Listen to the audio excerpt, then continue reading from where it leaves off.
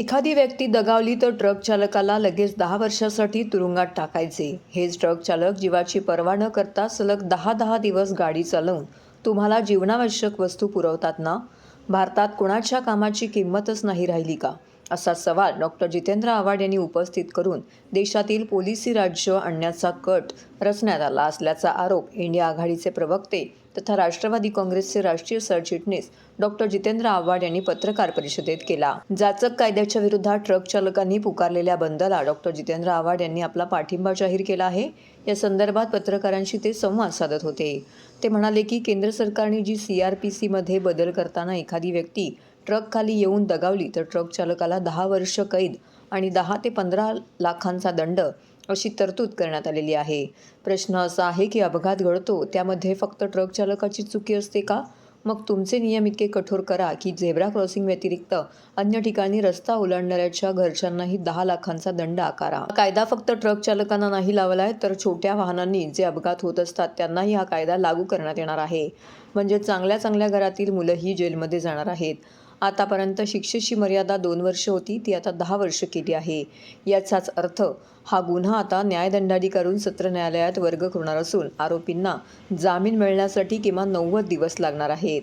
कोणताही कायदा करताना ज्याचा संबंध सदर कायद्याशी येणार आहे त्याच्याशी चर्चा करणं गरजेचं असतं. कायदा आपल्या मनाप्रमाणे करायचा नसतो, तर कायदा समाजासाठी उपयुक्त आहे की नाही याचा सारासार विचार करून कायदा करायचा असतो. पण या कायद्याने अनेक जण जेलमध्ये जातील, म्हणजेच आपल्या देशाचा जो परीघ आहे त्याचा अर्धा भाग तुरुंगात रूपांतरित करावा लागेल. आज मितीस तुमच्या जेलमध्ये जागा आहेत का? एकट्या नौपाडा पोलीस ठाण्याचा विचार केला तर 25 ते 30 माणसे कोठडीत कोंबली तर त्याचे नैसर्गिक विधी करायला जागा मिळणार नाही. आरोपींचीही मानवी मूल्य जपावी लागतात. सर्व मानवी मूल्यांची हत्या करून या देशाला पोलिसी राज्य करण्याचा जर प्रयत्न असेल तर त्याला विरोध झालाच पाहिजे. कधीतरी आपल्या घरातील मुलांच्या हातून असा अपघात घडेल तेव्हा आपणाला समजेल की या कायद्यात वाईट काय आहे ते. म्हणून आधीच जागे व्हा. 1963चा जो कायदा होता CRPC आणि IPC तो बदलण्यात आला आणि त्या बदललेल्या कायद्यानुसार वाहनांच्या दुर्घटनेमध्ये मृत्यू पावला तर त्या ड्रायव्हरला 10 वर्षाची सजा आणि 15 लाख रुपये दंड अशा प्रकारची तरतूद करण्यात आलेली आहे. आता प्रश्न असा आहे की दरवेळेस जो माणूस किंवा स्त्री ट्रक खाली येते किंवा ॲक्सिडेंट होतो, गाडीचा ॲक्सिडेंट होतो, मोटरसायकलचा ॲक्सिडेंट होतो, ट्रकवाल्याचीच चुकी असते. मग तुमचे रूल्स इतके स्ट्रिक्ट करा की मधनं कोणी रस्ता ओलांडताना दिसला तर त्याच्या घरच्यांना 10 लाख रुपये दंड करा. आणि हा फक्त तुम्ही ट्रकवाल्यांना नाही लावला आहे, हे छोटी गाडीवाले पण ॲक्सिडेंट करतात, त्याच्यातही लोक मरतात. म्हणजे चांगल्या घरातली पोरंही जेलमध्ये जाणार आहेत. आत्तापर्यंत जेलची मर्यादा 2 वर्ष होती, आता तुम्ही 10 वर्ष गेली आहे. 10 वर्ष म्हणजे ही केस झाली सेशन कमिट म्हणजे त्यांना बेल घ्यायला 1 महिना लागेल. कुठलाही कायदा बनवताना त्याचा संबंध ज्यांच्याशी येतो त्या सगळ्या पक्षांशी, पक्ष म्हणजे आता ह्या संघटना आहेत, वाहतूक संघटना आहेत, त्या संघटना ह्यांच्याशी चर्चा करून कायदा बनवायचा असतो. कायदा आपल्या मनाप्रमाणे बनवायचा नसतो. तो समाजाला पटेल की नाही, समाजाला फिट बसेल की नाही याचा सगळा विचार करून कायदा आणायचा असतो. आता कित्येक देशातनं फाशी काढली गेली आहे का? तर त्यांचं म्हणणं आहे जीवन हे आपल्या हातात नाही आहे. जन्माला येतो तो त्याच्या म्हणजे अंतिम समय हे त्याच्या मर्जीनुसार येईल. तुम्ही मारणारे कोण? जगातल्या कित्येक देशांनी फाशी रद्द करून टाकली. आता आपल्याला माहिती आहे की मारामारी केली की साधारण 14 दिवस आपण बसवतात आपल्याला. आता डायरेक्ट 90 दिवस. म्हणजे ह्या राज्याचं, ह्या राष्ट्राचं जो परीघ आहे, जो जॉग्राफिकल बाउंड्रीज आहेत, त्याचा अर्धा जेल करावा लागेल. आज तुमच्या जेलमध्ये जागा आहे का माणसं ठेवायला? आज या नौपाड्यामध्ये 25-30 माणसं जर बसली लॉकअपमध्ये तर माझ्या भाषेत बोलायचं झालं तर हगायला जागा नाही तिथे, धुवायला पाणी नाही तिथे. अशा परिस्थितीत तुम्ही म्हणजे कुठे मानवी मूल्य जपावी लागतात. ते आरोपी असे आहेत, ते गुन्हेगार नाही आहेत. त्यांना काय सुविधा देता तुम्ही? म्हणजे सगळ्या मानवी मूल्यांची हत्या करून ह्या देशाला पोलिसी राज्य करण्याचा जर प्रयत्न असेल तर त्याला विरोध झाला पाहिजे.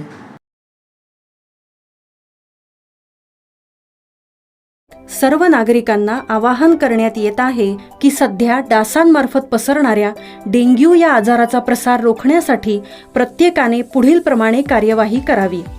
डेंग्यू आजार एडिस इजिप्ती हा डास चावल्याने होतो. या डासांची पैदास साचलेल्या किंवा साचवलेल्या स्वच्छ पाण्यामध्ये होते. 8 दिवसांपेक्षा जास्त दिवस पाणी उघडे व साचून राहिल्यास त्यात डास अंडी घालतात. अंड्यांच्या अळ्या तयार होऊन पुढे डास तयार होतात. यासाठी आपल्या घरातील पाणीसाठे उदाहरणार्थ बॅरल्स, पिंपे, टाक्या, हौद, रांजणे इत्यादी दर आठवड्याला रिकामे करून घासून पुसून कोरडे करून पुन्हा भरावे. 1 दिवस कोरडा दिवस म्हणून पाळावा. पाणी साठ्यांना घट्ट झाकणे बसवावीत किंवा जुनी साडी, चादर, धोतर यांनी बांधून झाकून ठेवावीत, म्हणजे डास त्यात जाऊन अंडी घालणार नाहीत. घराच्या गच्चीवर, आजूबाजूला, अंगणात कोठेही पाणी साचू देऊ नये. भंगार सामान उघड्यावर टाकू नये. उदाहरणार्थ टायर्स, प्लास्टिक सामान, कुंड्या, टाकाऊ वस्तू इत्यादी. अशा सामानात पावसाचे पाणी साठून त्यात डेंग्यूच्या डासांची पैदास होते. घरातील कूलर्स, फ्रीजच्या पाठीमागील ट्रे हे देखील वेळोवेळी कोरडे करावेत. लक्षात ठेवा, नुसत्या फवारणीने डास घनता कमी होत नाही, तर त्यासाठी डास पैदास ठिकाणे नष्ट करणे ही आपल्या सर्वांची जबाबदारी आहे. कोणताही ताप अंगावर न काढता जवळच्या शासकीय रुग्णालयात मोफत औषधोपचार घ्या. अशा प्रकारे नागरिकांनी सहकार्य केल्यास डेंग्यूचा प्रसार रोखणे सहज शक्य आहे.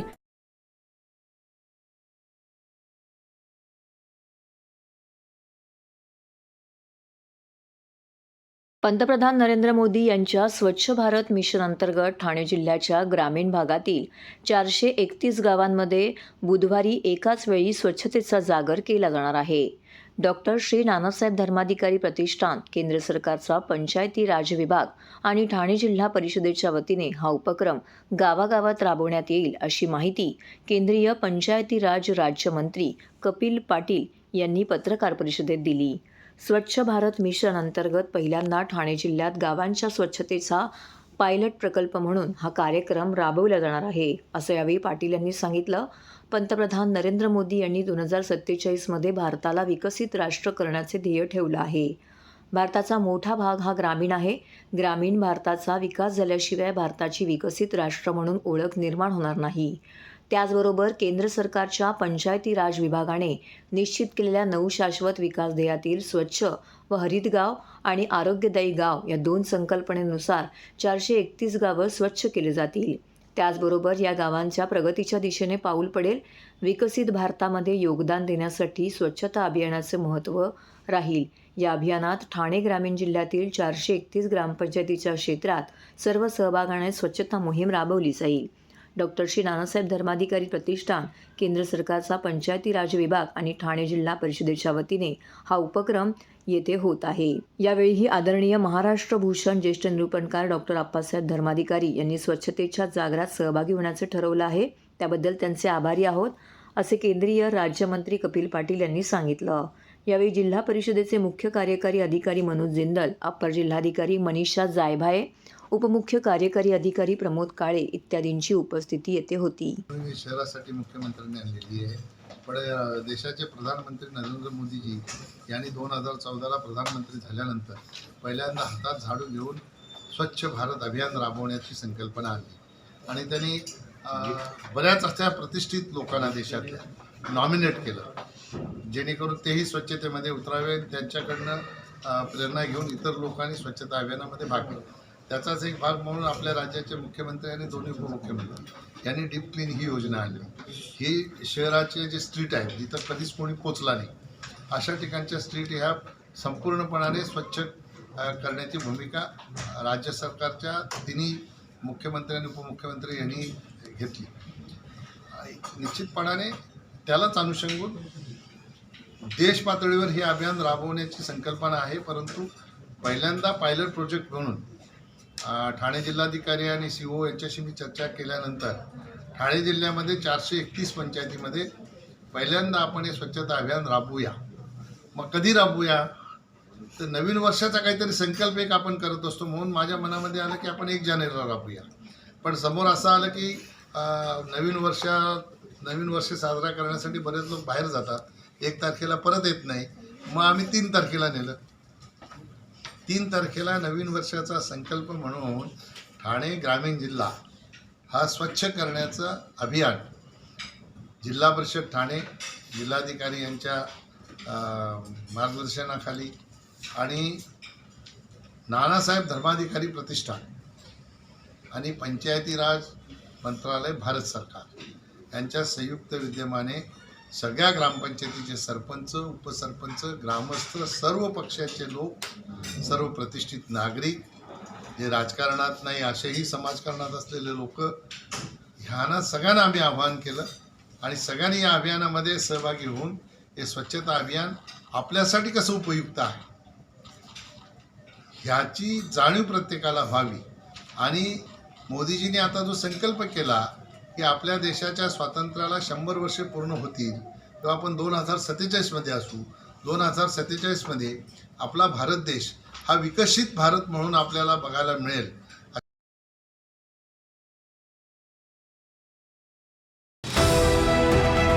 TJSB सौर शक्ती कर्ज, गो ग्रीन, करा वीज बिलावर बचत. आकर्षक व्याजदर, 84 महिने परतफेड कालावधी, 80% लोन, व्यावसायिक आणि उद्योजकांकरता सुद्धा. अधिक माहितीसाठी तुमच्या जवळच्या शाखेला भेट द्या किंवा संपर्क साधा. 1800-223-466 आणि 1800-266-3466.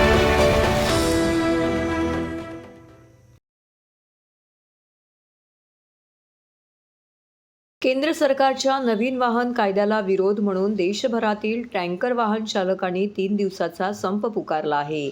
त्यातच पेट्रोल पंपावरती पेट्रोल पुरवणारे टँकर देखील संपावरती असल्याची चर्चा सुरू आहे. आज सकाळपासूनच पेट्रोलचा तुटवडा जाणवत होता. ठाण्यातील पेट्रोल पंपावरती वाहन चालकांनी इंधन भरण्याकरिता मोठ्या प्रमाणामध्ये गर्दी केलेली दिसून आली.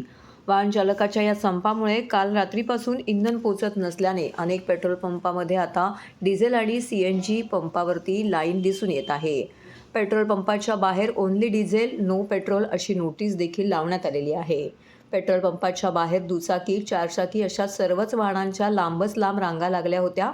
आता पेट्रोल पंपावरती पेट्रोल नसल्यामुळे वाहन चालक निराश होऊन घरी परतताना दिसून येत आहे. रांगा येत्या पेट्रोल भरायला.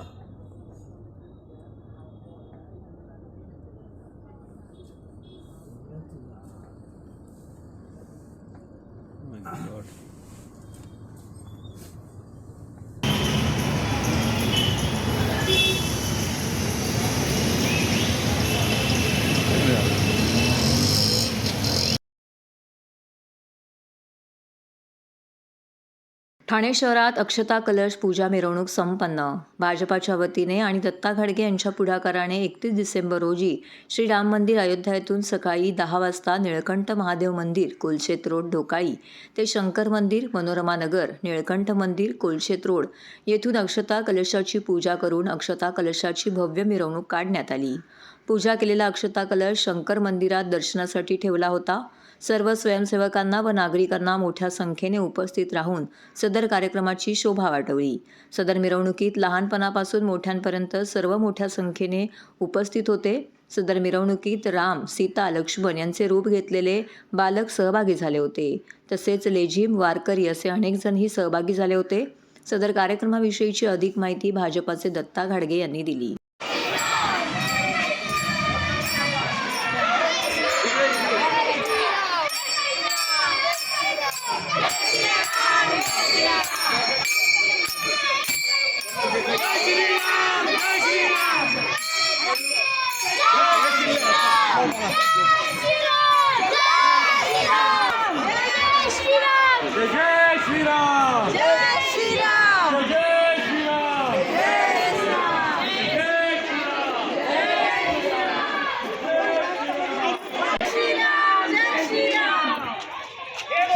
सियावर रामचंद्र की, पवन सुत हनुमान की.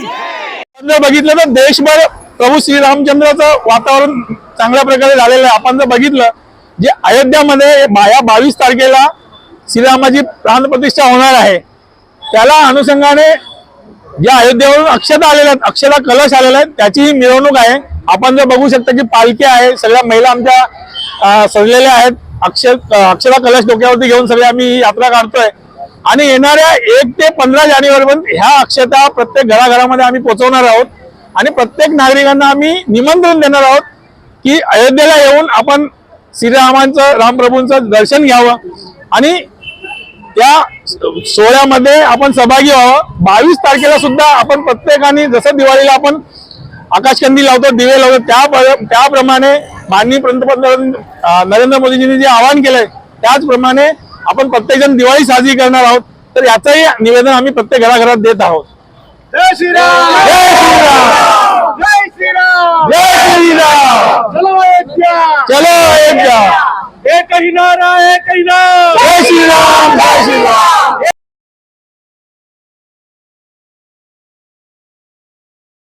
ठाणेकर मालमत्ता करदात्यांसाठी करातील व्याज माफी अभय योजना 31 डिसेंबर 2023 पर्यंत मालमत्ता करावरील 100% व्याज माफ. तसेच 1 जानेवारी ते 15 जानेवारी 2024 या कालावधीमध्ये मालमत्ता करावरील 75% व्याज माफ. त्याचप्रमाणे 16 जानेवारी ते 31 जानेवारी 2024 या कालावधीमध्ये मालमत्ता करावरील 50% व्याज माफ. तरी सदर व्याज माफीच्या अभय योजनेचा ठाणेकर करदात्यांनी लाभ घ्यावा. महानगरपालिकेच्या कोणत्याही संकलन केंद्रावर कर भरण्याची सोय आहे. ATM, डेबिट, क्रेडिट कार्डद्वारे कर भरण्याची सुविधा उपलब्ध करून देण्यात आली आहे. सोमवार ते शनिवार या दरम्यान सकाळी 10:30 ते सायंकाळी 5 वाजेपर्यंत संकलन केंद्राची वेळ असून करदात्यांच्या सोयीसाठी रविवारी संकलन केंद्र सकाळी 10:30 ते दुपारी 1:30 वाजेपर्यंत सुरू ठेवण्यात येत आहेत. यासोबतच ठाणे महानगरपालिकेच्या propertytax.thanecity.gov.in या संकेतस्थळावर ऑनलाईन पद्धतीने मालमत्ता कर भरण्याची सुविधा उपलब्ध करून देण्यात आली आहे. तसेच गुगल पे, फोन पे, पेटीएम आणि भीम ॲपद्वारे आपला कर सुलभतेने जमा करू शकता. ठाणे महापालिका क्षेत्रातील सर्व करदात्यांना विनंती आहे की आपण या व्याज माफी अभय योजनेचा जरूर लाभ घ्या आणि आपला मालमत्ता कर लवकरात लवकर महापालिकेमध्ये जमा करून महापालिकेस सहकार्य करा. धन्यवाद.